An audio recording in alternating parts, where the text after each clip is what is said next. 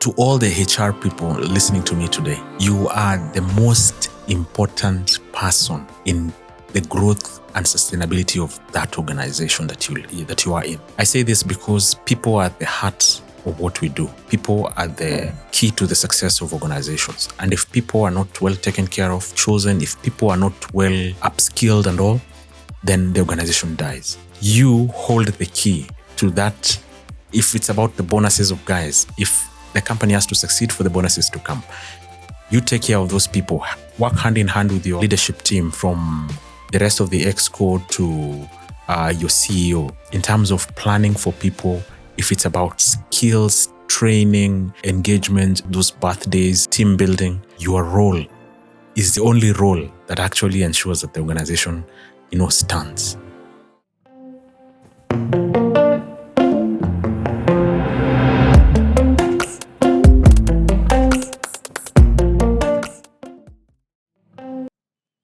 Hola, People Pros, and welcome to the People Champion podcast by ElevateHR. This is the second installment of our new segment called the People Companies Impact Stories, where we feature exceptional people doing impactful work. I don't know if you can tell just how excited I am and how humbled I feel, because today I'm in the presence of greatness. My guest, first and foremost, I think is a recipient of so many accolades. Talk about top 40 under 40, director of the year, CEO of the year, so many accolades to his name. He is a strategic leader with a passion for driving organizational excellence. He has over 15 years of experience across Eastern, Western, and Southern Africa. And he has garnered formidable business intelligence in industries like telecoms, banking, insurance, and FMCG. He's also known for his ability to use both facts and empathy to create a winning company culture. Some of his highlights, especially when it comes to his career, includes him turning around Uganda's IPS from an annual loss of $10 million to profitability within a year. As CEO at Premier Foods, he also led that company to achieve double-digit profits within just a year of his appointment. Choge, yes. I am absolutely humbled to have you in the studio today. Karibu sana. Asante, the pleasure is all mine. I'm curious, is this how you always envisioned your life to pan out? I think I just took, one step at a time, chance by chance as you go through life, right? Mm-hmm. You can always have great ambitions. The question is, put them down, work on them. But they grew as I grew as well. There was a time I wanted to be a soldier. A soldier? Yeah. I would see beautiful parades by the army people in Eldoret Recruit Training College. And I would, admire to, one day to be in that uniform and, defend the country. Oh, wow. Yeah. So much so that after Form 4, I didn't want to go to campus. I wanted to actually enroll in the military. I had actually the letter. Well, did you do it? So my dad convinced me otherwise. Oh, okay. He told me, go to campus. If after campus you still want to come and be a soldier, an officer in the army, go for it. Wow. Then the rest, as they say, is history. Wow. Corporate took. Okay. I took to the corporate world. The first time I heard about you or your story, you were trending. In fact, I remember the article, the highlight was, employees shed tears, carry high CEO as he exits. Yeah. And I remember just thinking to myself, wow, that's impact. What does it take first of all, why were they crying? I want to hear from your perspective. I think it was a very emotional moment, both for myself and my colleagues back there. We had a great relationship, a great working relationship. We were like a family. We had built a family. And, my mantra is always, we take care of people and they'll take care of business. Oh. So we were just one and the same team working towards a common goal. And I'd only done 3.5 years, right? But I feel that there were 3.5 impactful years. And that's because the impact was on the people. Right? We shared. You wouldn't tell I was the CEO of the company. It's easy. I go to the manufacturing floor, the production floor, chat with the guys doing their work, apply labels together. Those that are done manually, in your normal Swahili, you bonga now, and you just chat, and they know that you are part of them, and we're in this together. And I guess there's some initiatives, that took care of their families, some scholarships for the kids. Might be a few kids, but what the company could offer then. But whatever little we could be able to help the community around us, we actually did together. And so it's actually small actions, big difference kind of stuff that we would do. And I guess that created an impact. I was as equally surprised myself to find the parade, guys cheering, guys crying, lifting me. It's a moment I'll never forget. Wow. Yeah. Small actions. Big difference. Big difference. Yeah. How many employees were there at Premier Foods? Because I'm assuming for you to create such a culture because a manufacturing plant, I'm sure it has quite a number of employees. 500 people. 500 employees. Yeah. How do you create such a culture for such a big organization? So it has to work hand in hand with the leadership team. Leadership sets the tone for the organization. Mm-hmm. So if you're the type that is bureaucratic, that is authoritarian, that is what seeps in through your team, the first leadership team, and that's what permeates into the rest of the team. But if you are approachable, open door kind of person, and you preach the same to your first line, then the same thing is carried to the next level of the team, right? It's a question of how you cascade. I normally say it's a good pandemic to have. Let it catch everyone, right? Mm. So how you treat your peers, your direct reports is the same way it will reflect across the organization. So, and then working with my right-hand person, in this case, the HR person, the chief people person in that organization, right? My HR, we were in sync with my HR. So we would know what we want for our people. We were very intentional about it. How to ensure that there's a positive culture.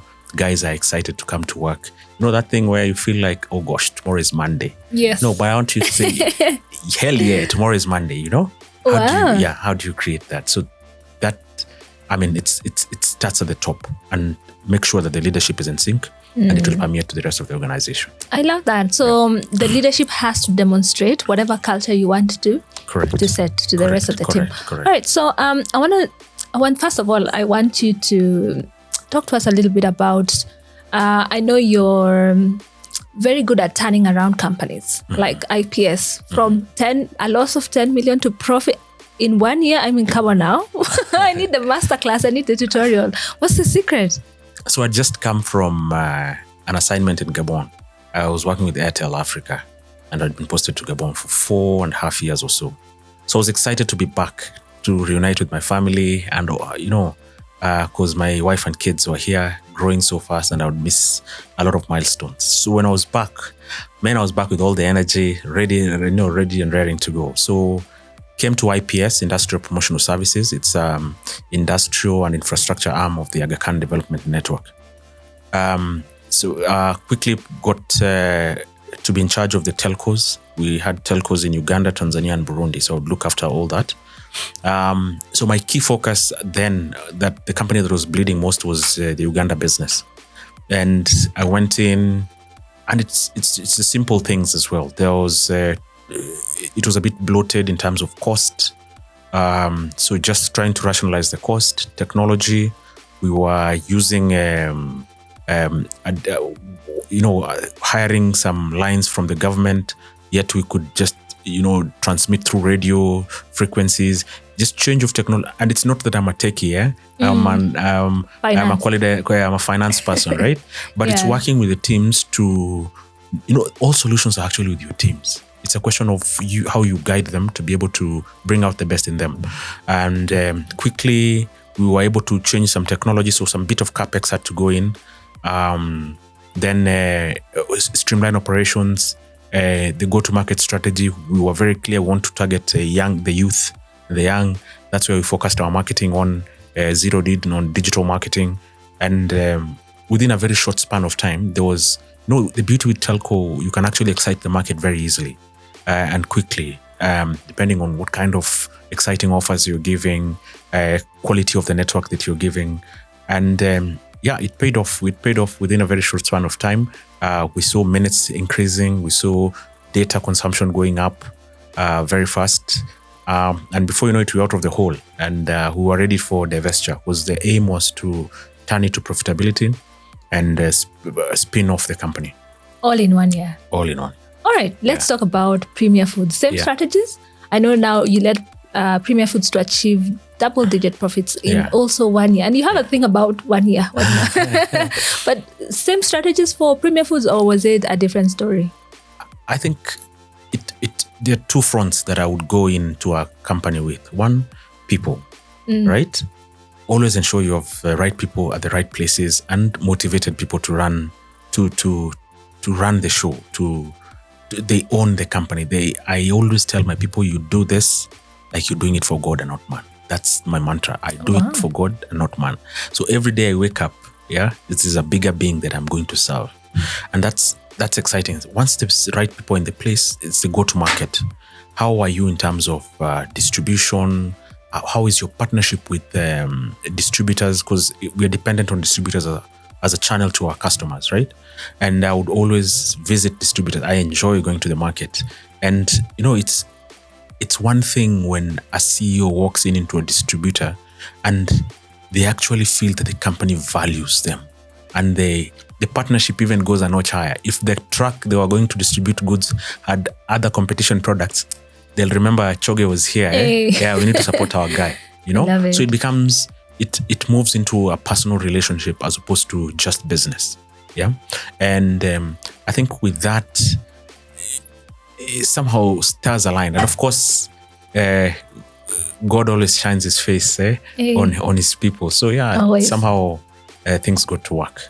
I love that you talk about people. We are the people company. That's what we call ourselves. And for us, we believe truly that people are the heartbeat of any organization. Yeah. ElevateHR was introduced to me by a friend of mine. And of course, I was first caught up, by just the mere name, Elevate. So one of the things that normally I do for our clients is payroll management. Of course, Bupas Inc. or Bupas Kenya Limited being one of them. I think it's majorly the simplicity. The system is just pretty user-friendly. And then I like the fact that anytime I get stuck, there's someone who is just a phone call away. And again, over and above that, I'm able to do my disbursements almost on a time basis.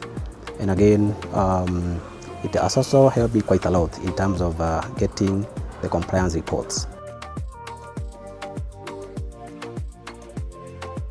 From the consultants that I've worked with in the past, of course, I mentioned I have quite a number. There are some that we do Excel. Of course, there are some whom we have tried to engage some other HR platforms here and there. But one of the things that I like most about ElevateHR, even if you are an accountant, it's a matter of you getting to know a few navigation here and there, and then you are good to go.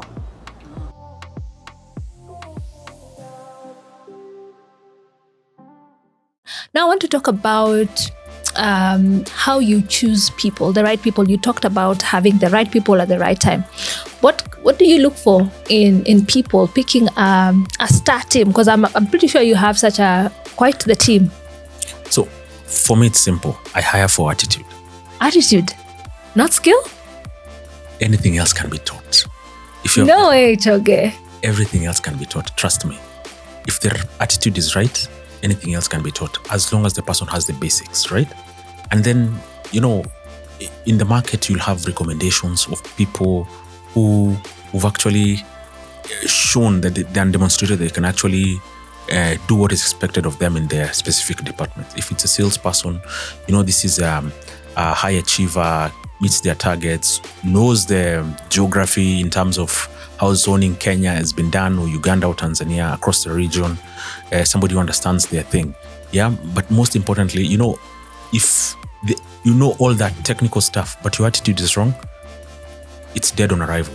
I call it DOA. Yeah, you're not gonna go nowhere. So the first things first, I need to know that the attitude is right, because once the attitude is right, this will also help in cascading your people first kind of culture, right? Because a person with a good attitude will tend to listen to their people. They'll be empathetic, but they are also technically sound. Okay, so they are tools. They are tools that you can use to know how technically savvy somebody is. But you can have the most technical savvy guy, but if the attitude is wrong, I'm not working with that person. Period. So how do you measure for attitude, or is it after you've already? Because people can pretend essentially to get in. So how do you measure for attitude? How do you know that actually this is the right person? Like on that interview table, how do you know? Yes, this is it. Really, how you welcomed me today was enough to tell me what kind of person you are. Okay. Yeah. So I don't need a lot of time. Okay. And of course, how you articulate things, how you think about, and there'll be questions that will lead to know what kind of person this is. Yeah. So you can always gauge. Sometimes you use this intuition, but you can actually tell by how some come out as arrogant. Okay. Yeah, and things like that. Know it all. I'm the boss kind of thing. You will tell. Okay. Yeah. Okay. So let's talk about some leadership principles, because obviously you've been voted one of the top leaders. What are some of the leadership principles that you use to lead your organization? Top 2 favorite principles. Yeah. So one is integrity. So I think if you're a person of integrity, the rest of the things just follow. I know I can trust you. I know you have my back, and we are in this together. We have a common goal that we are going for. Second principle that I would probably look for is I'm looking for leadership skills, and I normally say all of us don't have to be to have followers to be leaders. Yeah, you can actually be a leader in your own right. Yeah, even leading yourself is a challenge in itself. So once you have that, you have leadership skills, then it's easy, because we are a team of leaders working towards a common goal. Then it's easy to achieve what it is that we want to achieve in the marketplace. All right. Integrity, I love that. Let's talk a bit about change management and also touch on innovation a bit. How do you lead organizations through periods of change and uncertainty? And I know you've experienced both such kind of periods in your span of leadership. So how do you do that? I think, when we live in a VUCA world, curveballs are thrown left, right, and center. And there's a lot of uncertainty, especially the last 5 years or so have been crazy for the market, from the Ukraine war to the COVIDs of this world to actually downturning the economies of most countries in the world. And there are times that will call for restructuring of organizations. For me, it's about communication. Just keep the communication constant within the organization. Let people know what is happening, where we are heading, how we are tackling the issues that are facing us every day. Because there'll be issues that will come. There'll be seasons where you'll post losses. There'll be seasons where, it's a push from, say, the shareholders to actually restructure the organization because we are bleeding bad. How do you do it? How do you do such things in the most humane of manner? Not to hurt the very people who are your key resource when you guys were flying high, Times have changed. Sometimes, I'm saying those tough times, sometimes to save the ship, a few of us have to take the sacrifice, right? Very tough. In fact, emotionally draining for me as a leader. But sometimes it has to be done. Tough things have to be done. And that's, when you choose leadership, it's not just the smooth sailing stuff, yeah? This time will come when you have to make very tough choices and things like that. But as long as there's open communication, you lead with empathy during these kind of times, then it makes it, I don't say it alleviates the problems, but it makes it much, much more easier for the teams that you lead. So that even if you have at times to to let go of some people. The people who are remaining can still remain with a high morale, and we are working towards restoring the business so that we can bring our brothers and sisters back. Good. So I think empathy would have to be at its peak at such kind of times. You have to be very clear. Sometimes you want to cut budgets. That's the natural things to do. People do, run to cut budgets. You're not forward looking, you are firefighting and all this. But strategically, you need to look back. To just take a pause, and have a look. Even when people are fighting and it's a murky situation, how can I take advantage of this situation? Put strategies that beyond this season, how can I ensure that the business, once we come out of this, is much stronger than we actually entered into? So there has to be some investment strategies. So longer horizon, you have to be forward looking into a bigger horizon than just this period, because it will pass. I always say anything that goes up must come down. Yeah. Oh, wow. Yeah. I love that you talked about leading with empathy. Yeah. I had one time somebody talk about the difference actually between sympathy and empathy. And I love that. Yeah, but I wouldn't get into it. But I love that, leading with empathy. Yeah. So because we're in people tech, I have to ask, what do you think is the role of innovation in building and growing companies? Yeah, I think innovation is a big enabler. And if we are left behind from an innovation perspective, then you're living in the Stone Age. Today, things are happening. ChatGPT is here. Yes. Some new technology of how to do things makes work easier. So how do we adapt as fast as possible to be able to be more efficient? And make your people much more safer, because technology today, some things that were probably exposing our people to danger or harm can actually be elevated through technology today. So that takes care of our teams. Then you can actually have efficient ways of doing things that helps to reduce your costs. You are be able to serve your customers better. Quality is improved through technology. So the consumer today is becoming more and more sophisticated. If you don't innovate, you die, because they just move to the next guy who's meeting their needs, who's constantly innovating to tailor the products to the needs of the today's consumer. I take you to Gen Zs and the millennials. You guys, it's a different world. But how do we cater to this crop of customers that are coming into the fray? Average, I think, age of Kenya is like 19, 20. So which means it's a more youthful economy. If I continue to do what we used to do back in the day, it's as good as death, or rather we are on a death path. So we innovate in terms of how we speak to them. If we have to, dance with the Jogo Unga on TikTok, we'll have to do it, Are you on TikTok yourself? Yes, I am. Very nice. Yeah. Okay. Yeah. But I totally agree. You either innovate or you die, you disrupt or die. And we have seen that over and over again, especially, in this era. I'd also like to now just get on, because you see, a huge chunk of our audience is like the people professionals. And I loved how you talked about, earlier on, you are working in tandem with your HR professional. So a parting shot to HR professionals, people leaders who are tuning into this podcast. Okay. Yes. To all the HR people listening to me today, you are the most important person in the growth and sustainability of that organization that you are in. I say this because people are at the heart of what we do. People are the key to the success of organizations. And if people are not well taken care of, chosen, if people are not well upskilled and all, then the organization dies. You hold the key to that. If it's about the bonuses of guys, if the company has to succeed for the bonuses to come, you take care of those people. Work hand in hand with your leadership team, from the rest of the exco to your CEO, in terms of planning for people.